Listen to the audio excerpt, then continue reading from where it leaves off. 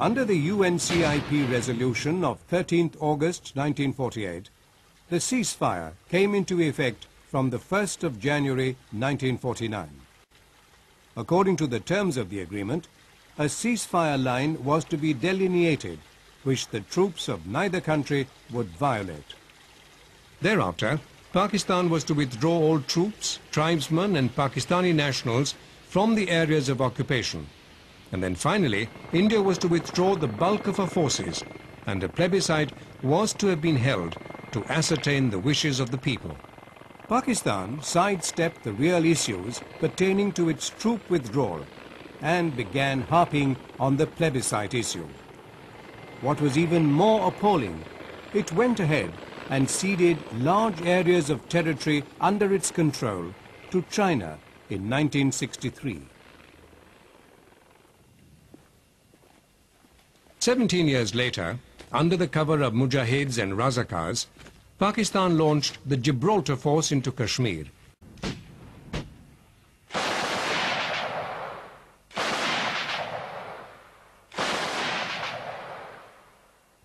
As the fighting intensified in Kashmir, India widened the theatre of operations to include the Punjab, where Indian troops could lean on Lahore. A UN-sponsored ceasefire on the 23rd of September saw Pakistan without 1,528 square kilometers of territory in both Kashmir and Punjab. Almost all the hard-fought areas taken were handed back to Pakistan in the hope that the spirit of amity would create lasting peace in the subcontinent. And the old, hardened attitudes were firmly back in place. Within 6 years, with the outbreak of the Bangladesh War, the guns were booming again.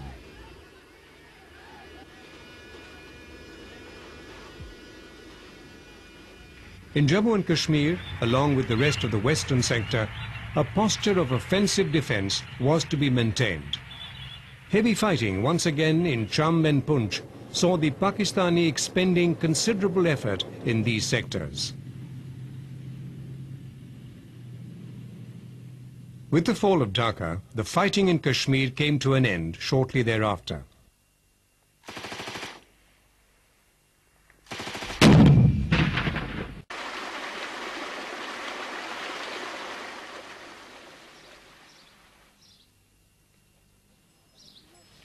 In this scenario of kidnappings, extortion, rape and murder, the Indian security forces were forced to move in.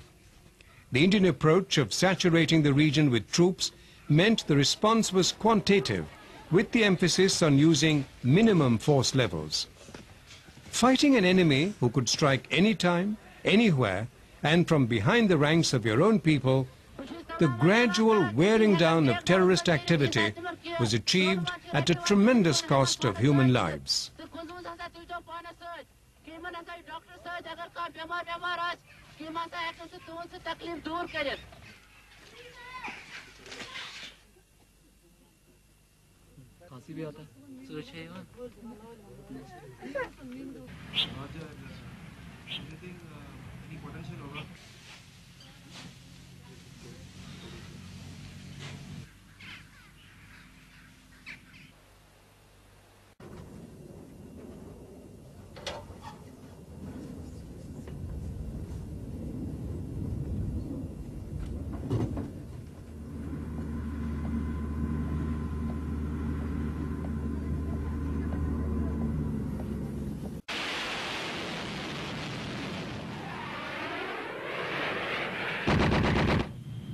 True to form, Pakistan was using almost every trick in the book to turn the Kargil situation into a major victory, even resorting to open nuclear blackmail.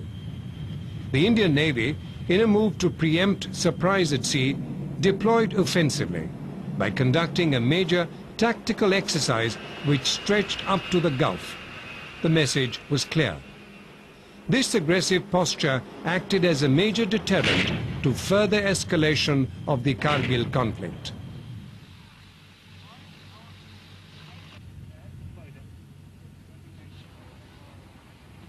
Despite the provocation of torture and mutilation, the build-up was systematic.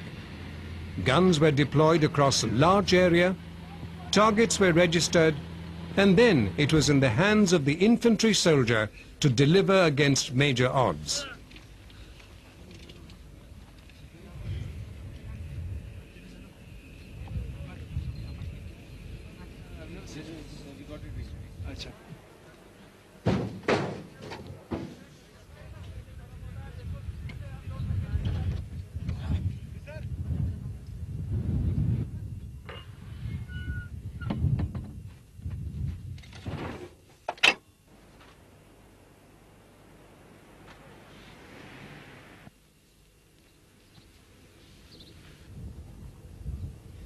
Fighting here involved a stiff climb through windswept barren slopes, almost all of it covered by Pakistani guns.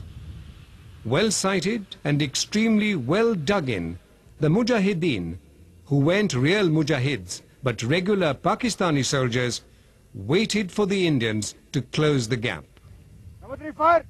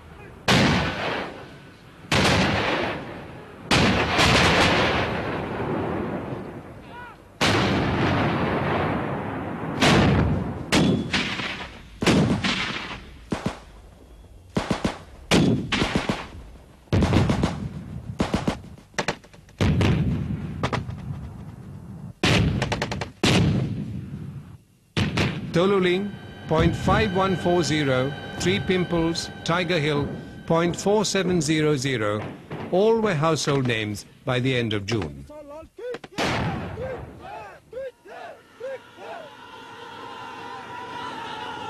India's obsession with Pakistan exists only in the Pakistani mind, whereas Pakistan's obsession with Kashmir is a living reality, constantly playing the game of brinkmanship, probing and provoking. Pakistan's actions are often a victim of their own propaganda. In the immediate aftermath of the Kargil conflict, Pakistan needs to first acknowledge its dead, and then with them, it must bury the lies and half-truths which it has fed the world and itself for more than half a century.